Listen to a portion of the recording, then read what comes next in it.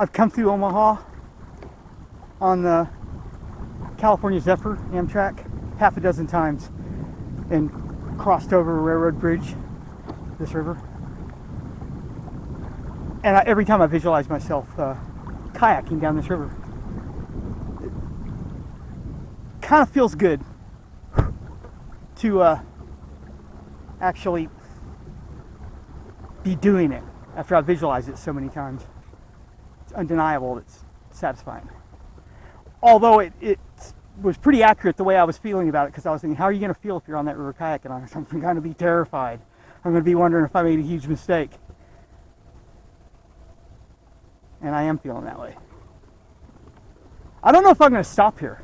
I passed a boat ramp back there. It might have been the boat ramp I needed. We'll see. I'll keep my eyes peeled for another boat ramp to make up my mind. I've got enough food and water to make it to Nebraska City. Or if not that, there's a town called Plattsmouth. And there might not be that many stores. Every little town that size has got to have a Dollar General or some kind of grocery store. Okay? They got to have one. Hopefully. But there's Plattsmouth right on the other side of Omaha.